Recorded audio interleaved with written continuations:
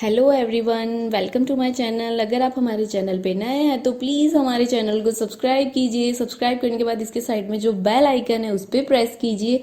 यहाँ आपको ऑल का ऑप्शन मिलेगा, उस पर सेलेक्ट कीजिए सो दैट हमारे नए वीडियोस की अपडेट आपको मिलती रहेगी। हमारे वीडियोस देखने के बाद उन्हें लाइक कीजिए, शेयर कीजिए सभी के साथ। शेयर करने के बाद प्लीज़ नीचे जाके कमेंट करके बताइए कि आपको हमारे वीडियोस कैसे लगे। Thank you so much. Hello विद्यार्थी मित्रों, आज हम कक्षा 8 की गणित में पाठ 1 परमेय संख्याएं में गुणधर्म के बारे में समझेंगे। इसके पहले वीडियो में एक समवृत्त के गुणधर्म के बारे में समझ चुके हैं। आज अब आगे देखते हैं दूसरा गुणधर्म, क्रम विनिमय का गुणधर्म है। क्रम का मतलब होता है क्रम को बदल देने पर क्रम का बदलना, अर्थात जैसे क्रम बदल देने के परिणाम वही आता है। अब यहाँ देखिए, जैसे a प्लस बी बराबर b प्लस ए। ओके, देखिए a प्लस बी बराबर b प्लस ए। अगर हम देखो यहाँ पर इसकी जगह पर क्या करेंगे, a प्लस बी बराबर b प्लस ए। अब इसी एग्जाम्पल ले लेते हैं। यहाँ पर 2 प्लस 4 बराबर 4 प्लस 2। अब इसको हल करेंगे, देखिए 4 2 6 बराबर 4 2 6। अब देखिए यहाँ दोनों के परिणाम में कोई अंतर नहीं आया, अर्थात इस गुणधर्म की विशेषता यह है कि उनके क्रम को बदलकर योग करें या घटाव करें, कुछ भी करें, उसमें कोई अंतर नहीं आता है। अब यही क्रिया हम प्राकृतिक संख्याएं, पूर्ण संख्याएं, पूर्णांक संख्याएं, परमेय संख्याएं सब पर योग करके, घटाव करके, गुणा करके, भाग करके समझेंगे। आइए देखते हैं। जैसे प्राकृत संख्या है, कोई भी दो संख्या लिया, 2 प्लस 3 बराबर 5। अब देखिए 2 प्लस 3 बराबर 5 है। अब इसके क्रम को हम बदल देंगे। क्रम बदलने मतलब 3 प्लस 2 बराबर 5। ओके, 5 आया। अब देखो ये दोनों परिणाम में कोई अंतर नहीं है, तो प्राकृतिक संख्याएं योग के अंतर्गत क्रम विनिमय है। यदि है तो यहाँ हम नीचे लिख देंगे हाँ। ओके, अब घटाव पर चलते हैं। देखिए 4 माइनस 2 बराबर 2। फिर अब क्रम को बदलते हैं, यहाँ हो जाएगा 2 माइनस 4 बराबर माइनस 2।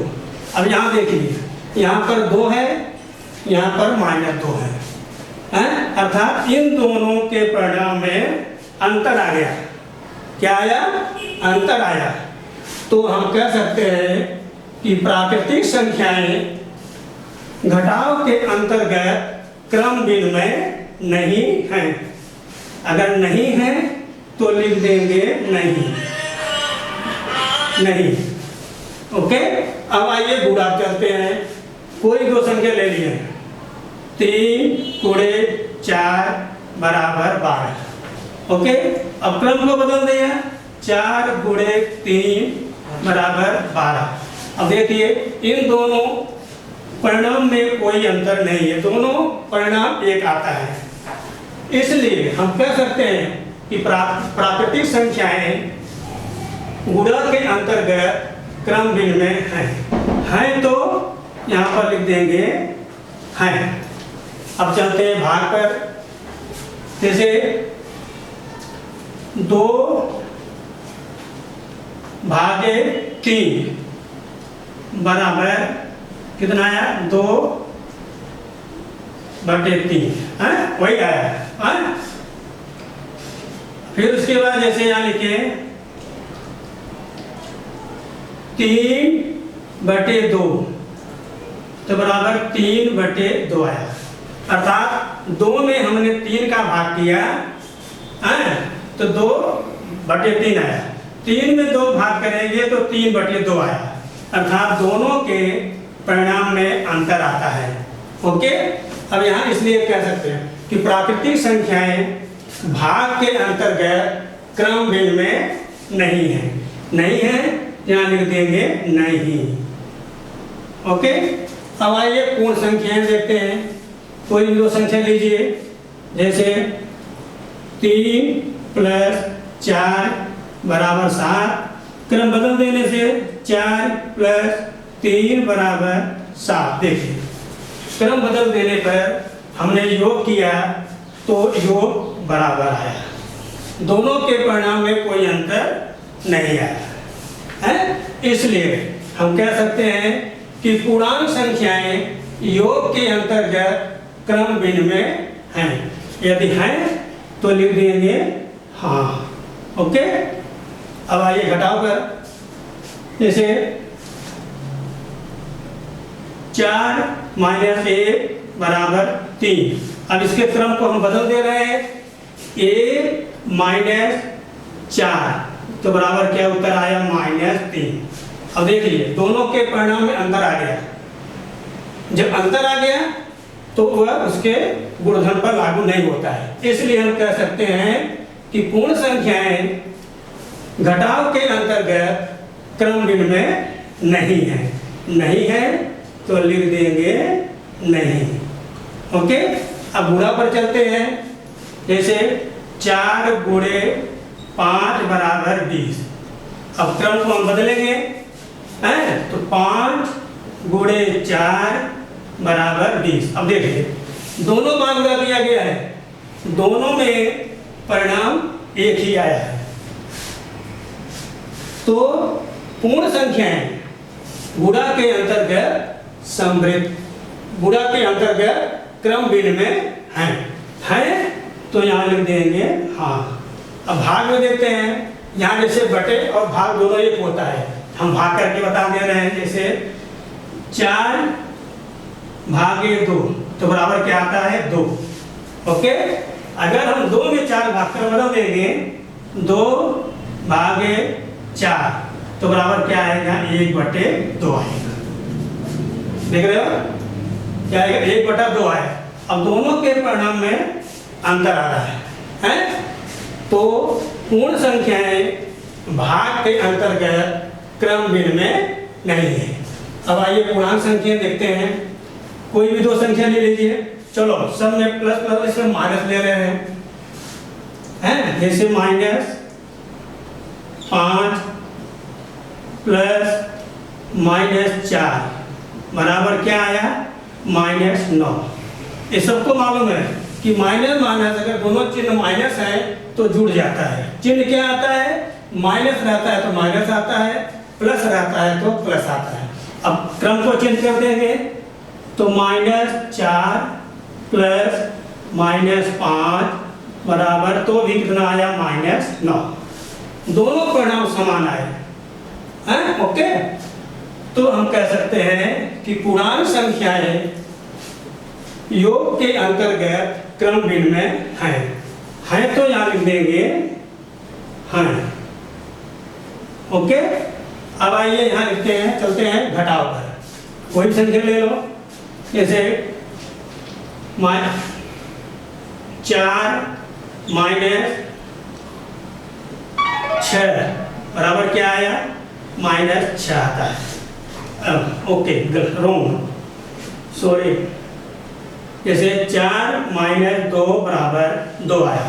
अब क्रम बदल देंगे तो 2 - 4 = -2 आया। अब यहाँ देखिए दोनों के परिणाम में अंतर आया, तो हम कह सकते हैं कि पूर्णांक संख्याएं घटाव के अंतर्गत क्रम भिन्न में नहीं है। नहीं है तो यहाँ लिख देंगे नहीं। ओके, अब आइए गुणा पर, -3 × -4 बराबर 12। अब देखो यहाँ 12 आया। 12 कैसे आया, क्योंकि माइनस गुणे माइनस बराबर प्लस होता है। माइनस गुणे माइनस बराबर प्लस होता है, बराबर। अब चेंज कर देते हैं, अंक को बदल देते हैं। -4 × -3 बराबर 12। देखो दोनों के गुणनफल या परिणाम एक ही आता है, तो हम कह सकते हैं कि पूर्णांक संख्याएं गुणा के अंतर्गत क्रम भिन्न में हैं तो यहाँ लिख देंगे हाँ। ओके, अब आइए भाग के देखते हैं। भाग में 8/2 तो बराबर 4 आया। कितना? 8/2 बराबर 4 आया। तो 2 भाग क्रम है 2/4 तो बराबर कितना? 2/8 बराबर कितना आएगा? 1/4। देखो यहाँ पर भी दोनों के परिणाम में अंतर आया, तो हम कह सकते हैं कि पूर्णांक संख्याएं भाग के अंतर्गत क्रम भिन्न में नहीं है तो यहाँ नहीं। ओके, अब आइए परिमेय संख्या। परिमेय संख्या की परिभाषा पहले बता चुके हैं कि परिमेय संख्याएं p/q स्वरूप होते हैं और जहां पर q बराबर 0 नहीं होता है। आइए इसमें कोई भी संख्या लेते हैं, जैसे 1/2 प्लस 1/8 प्लस 3/8 बराबर 4/8 आया। काट दिया, 4 × 4 4 दूनी 8, 1/2 होगा।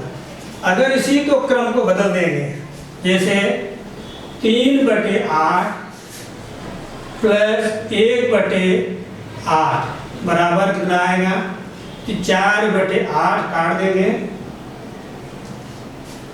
तो 4 × 4 4 दूनी 8, अर्थात देखिए दोनों का परिणाम एक ही आता है। तो इसलिए हम कह सकते हैं कि परिमेय संख्याएं योग के अंतर्गत क्रम भिन्न में है तो यहाँ पर हाँ लिख दिया। ओके, अब घटाव पर चलते हैं। देखिए जैसे 4/7 माइनस 2/7 हल करेंगे, हर बराबर है तो अंश सीधा घट जाता है। अगर हर बराबर नहीं होता है क्या करते हैं तो उसका हर को बराबर करते हैं। हर बराबर करने का 2 तरीका, एक होता है क्रॉस में, एक होता है लसा लेकर है।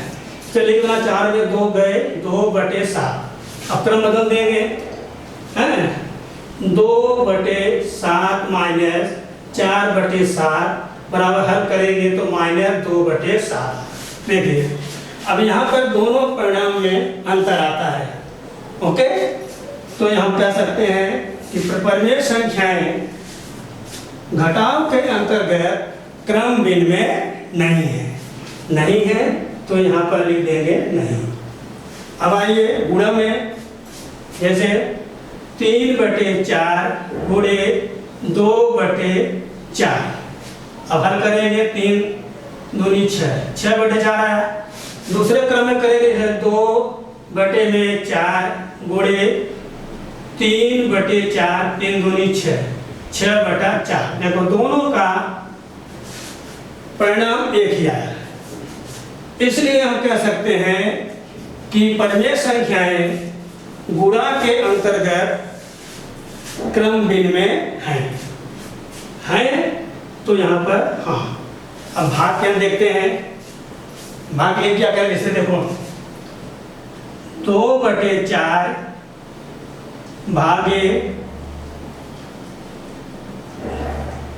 1/4, अब इसको हल करेंगे तो बराबर 2/4 भागा जगह गुणा हो जाएगा 4/1 हो जाएगा। ओके, 2/4। अब देखो हल करेंगे तो कितना हो जाएगा 2/4 भागे भागा जगह गुणा हो जाएगा 1/4, 4/1 हो जाएगा।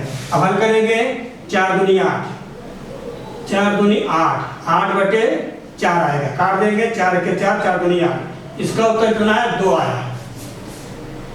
ओके, अब इसी तरह से दूसरी तरफ हल अंक बदलेंगे, /4 भागे 2/4 बराबर 1/4 के भागा जगह पर गुणा रखें, गुणा हो जाता है और अगला जो है संख्या बदल जाती है। तो 4/2। अब इसको करेंगे 4 के 4 बटे 8। अब काट देंगे 4 के 4, 4 दूनी 8। इसका उत्तर कितना 1/2 कितना है 1/2। अब यहाँ कितना उत्तर आया 2। अब दोनों के परिणाम में अंतर आ रहा है, तो इसलिए हम कह सकते हैं परिमेय संख्याएं भाग के अंतर्गत क्रम भिन्न में नहीं है। अगर नहीं है तो हम यहाँ लिख देंगे नहीं। ओके, हाँ, हमारा अब इतने तक इस वीडियो में इतने तक समझा दिए हैं। अब इसके आगे का जो हमको समझाना है अगले वीडियो में हम समझेंगे। ओके, धन्यवाद।